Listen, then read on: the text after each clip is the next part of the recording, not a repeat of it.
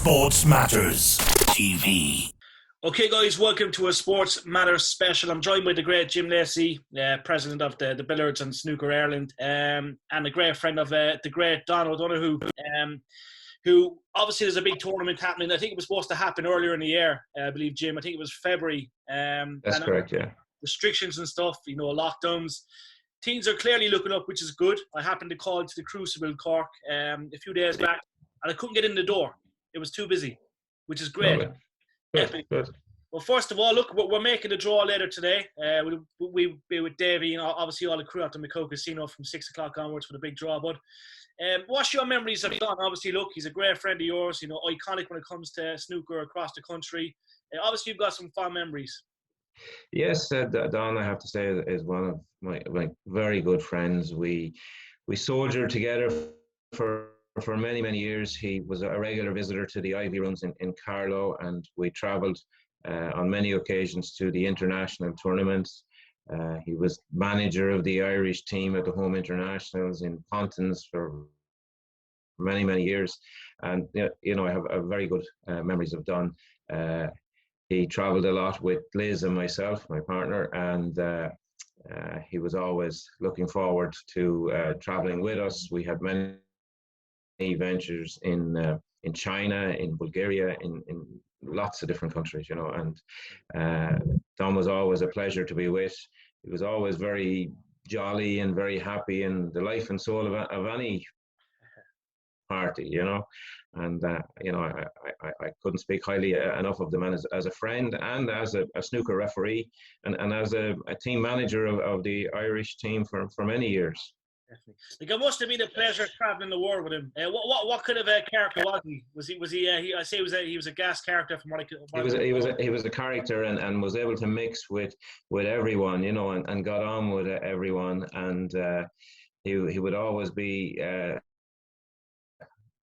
looking to know when was the next tournament coming up and make sure and put my name down. He says, I'm willing to go. So we travelled to China on numerous occasions, and he used to on occasions drive me mad because we'd go out to the shops. I can remember well with Liz and myself and Don, and I would be trying to explain to the two of them the exchange rate between the yuan, the Chinese currency, and the Irish currency, and Don used to be winding me up all the time. How much is this? How much is that? No, our money. How much is it? But he was a character, and great fond memories of Don, I have to say.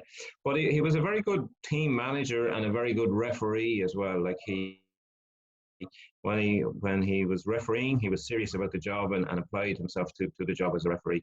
And when he was team manager, he earned great respect from the players and was always a good and fair manager, and picked the team to win on the day against whether it was Scotland or England or Wales or Northern Ireland was our three main rivals. I suppose, we would have played against other countries like France and the Isle of Man and Jersey and that, but it was always the challenge and the match against either England or Wales was the big match, for us.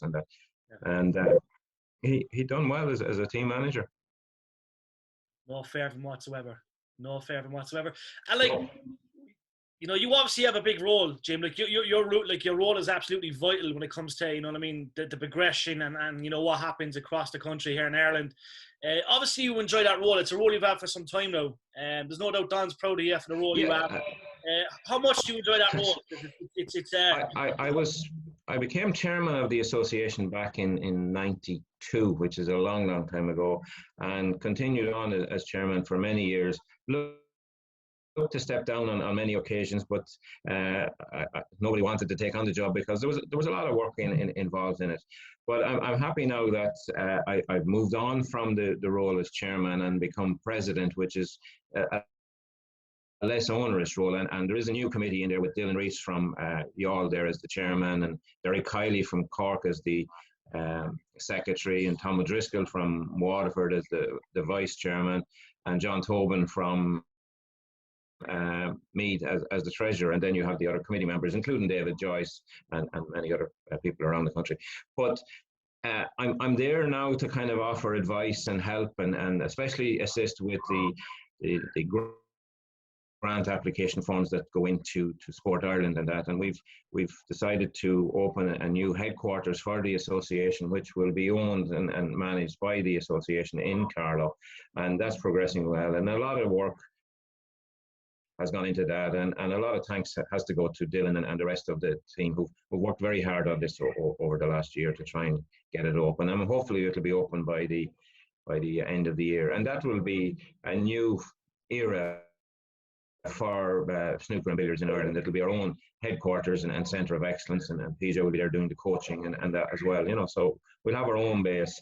I took the decision at the end of last year to close the Ivy runs, which I'd been involved with since 1985. So because of the pandemic and everything else, and there was another company looking for the building where the Ivy runs was. So the opportunity was there to get out at that stage, and we decided to close it. But I'm looking forward to being involved with the new headquarters of the association in Carlow. So there's a strong tradition of snooker and billiards in Carlow, and I'm delighted that it's going to continue under this new headquarters. Definitely. No, it's probably fair. It's probably fair to say that snooker's in good stead at the moment. We're seeing so many players, going up, like young Aaron Hill in Cork is obviously had a great win. Just a couple of hours ago yesterday, European qualifier. But it's in good stead. We know the game is traditionally, played all around the world, but in Ireland and England, it's very strong. We're seeing some great clubs around the country. Obviously, not as many clubs as there was back in the 80s and the 90s due to, many reasons. But it's fair to say snooker is still in a good stead in this country. Yes, it's in a good stead. We have a good, strong base. We have a good committee working there, and we have the support of the clubs as well. And it's not as it was back in the 80s. 100% agree on that, and it probably will never go back to that stage again. But we have a solid base of clubs that we work with. We have a good coaching scheme.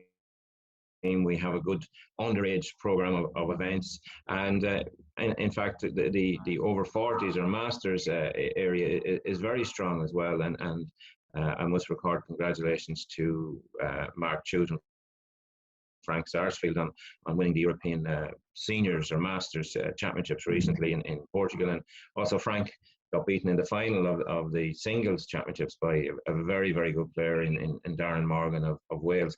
But our junior players done well at the championships as well. They got to quarterfinals and that. So we have a good solid base, and we have a good structure there of coaching as well throughout the country. And I think with the new headquarters, it'll be there for people to avail of and avail of coaching. And what we really want to do is to try and get involved more with the schools and get people from a young age involved in the sports. And we've been trying to make inroads into that over the years, that snooker is seen as part of the school's curriculum as well as every other sport, that people have the choice. And in China in particular, they have a very strong schools program that they get people interested in snooker at a very young age. What I would like to see us being able to do is, we have some small fold-up tables, and I'd like to see us to be able to go to a school, to a sports hall, set up 4 tables there and do a bit of coaching and show people, about snooker from a very young age, and get them into the clubs then later on.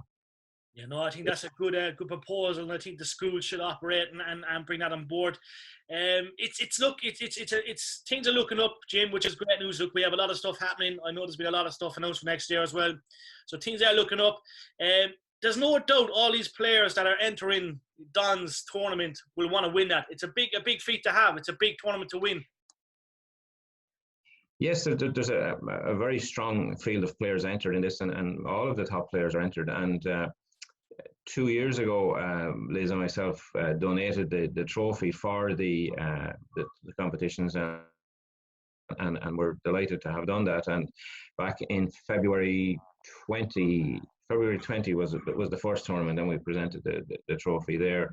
And I look forward to going down to Cork now next weekend to present the trophy again.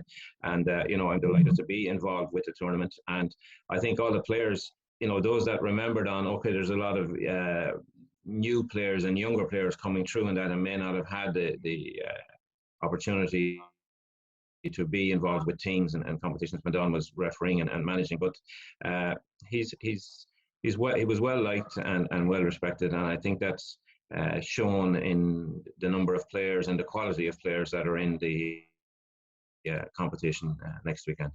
Definitely.